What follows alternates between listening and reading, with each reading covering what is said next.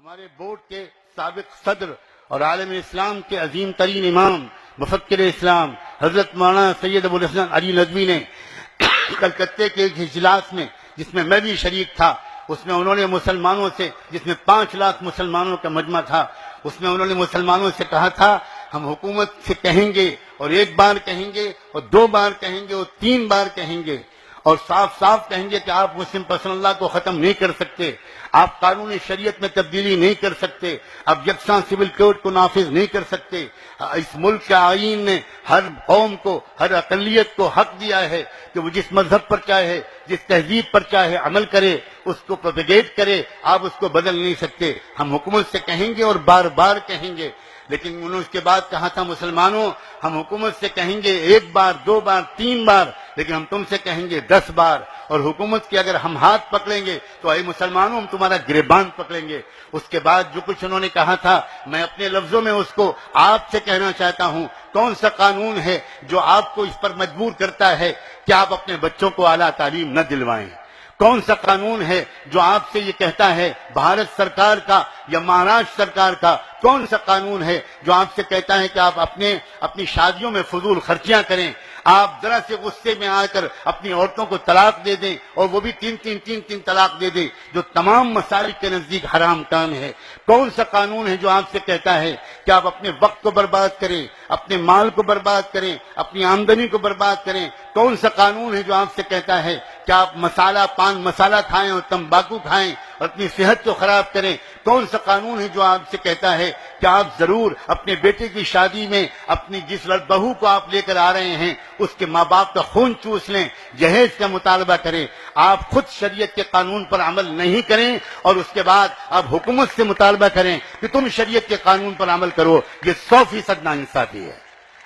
یہ 100% ناانصافی ہے۔ آج آپ کو اپنے ان گناہوں سے توبہ کر کے اٹھنا ہوگا، اور یہ عہد کر کے اٹھنا ہوگا، نہ ہم جہیز کا مطالبہ کریں گے، بلکہ مطالبہ کسی قیمت پر ہم جہیز کے لین دین نہیں کریں گے۔ آپ جانتے ہیں جس وقت وہ لگی ہوئی بارات جاتی ہے شہنائیوں کی گونج میں، آپ جس راستے سے بارات کو لے کر جاتے ہیں، کسی نہ کسی کچے پکے گھر میں اگر کسی غریب لڑکی نے تکیے میں منہ چھپا کر 2 آنسو بہا دیے کہ میرا باپ بھی مالدار ہوتا تو مجھے بھی کوئی بیاہ کر سسرال لے جاتا، ان 2 آنسوؤں کی نحوست کے نتیجے میں ہو سکتا ہے اسی رات اللہ تعالیٰ کی طرف سے فیصلہ ہو جائے کہ اس رشتے میں نااتفاقی ڈال دی جائے گی، بے برکتی ڈال دی جائے گی، اور یہ رشتہ ٹوٹ کر رہے گا۔ پھر آپ ہزاروں بزرگوں سے تعویذ لاتے رہیے، مظلوم کی آہ کے نتیجے میں جو مصیبت آیا کرتی ہے اس مصیبت کو کوئی دنیا کی ولی، بڑے سے بڑے ولی کی تعویذ دور نہیں کر سکتی۔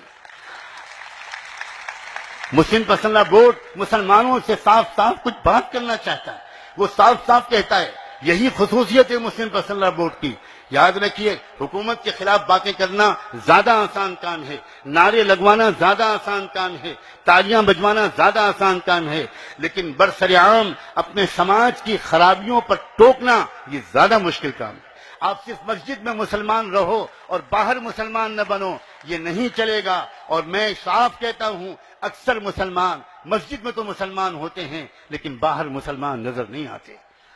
آپ نے کیوں کبھی نہیں سوچا کہ مسجد کے دروازے پر جب ہم نکلتے ہیں تو کتنی ہماری بھارت کے سماج کی نان مسلم بہنیں اور بچیاں اپنے جگر کے ٹکڑوں کو لے کر کھڑی ہوتی ہیں، اور اس انتظار میں کہ نماز پڑھ کے نمازی آئے گا، پھونک چھوڑ دے گا، میرے بچے کا بخار اتر جائے گا۔ کبھی آپ نے سوچا یا پوچھا کہ یہ بہنیں اور بچیاں آپ کے گھروں میں آ کر پھونک کیوں نہیں چھڑواتی، آپ کی دکانوں پر آ کر پھونک کیوں نہیں چھڑواتی؟ میں آپ کو اس کا جواب بتاتا ہوں، میں نے بہت سوچا ہے اور بہت پوچھا ہے۔ یہ اس کا جواب یہ ہے کہ وہ اتنا یہ بات جانتی ہیں کہ مسلمان اتنی ہی دیر تک مسلمان رہتا ہے جتنی دیر تک وہ مسجد میں رہتا ہے، اس لیے وہ مسجد سے نکلتے ہی پھونک چھڑوا لینا چاہتا ہے۔ وہ جانتا ہے کہ یہ مسلمان جس وقت دکان پر بیٹھے گا یہ بھی جھوٹ بولے گا، یہ بھی دھوکہ دے گا، یہ بھی کم ناپے گا، یہ بھی بہوؤں بیٹیوں کو دیکھے گا، اور اس وقت اس کی پھونک میلی ہو جائے گی، اس گندی پھونک سے اس کے بچے کا بخار نہیں اترے گا۔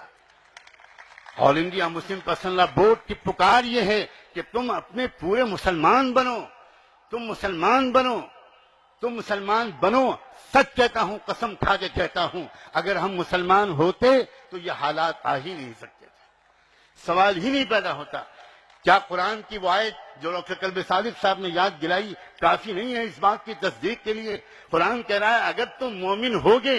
تو تم ہی سر بلند رہو گے. ہم آج سر بلند نہیں ہیں. ہم اگر ذلیل و خوار ہیں تو کیا اس کا صاف مطلب نہیں ہے کہ ہمارے ایمان میں کمزوری ہے، ہماری اسلامیت میں بہت کمی ہے؟ مسلم پرسنل لا بورڈ یہ باتیں بھی آپ سے صاف صاف کہنا چاہتا ہے.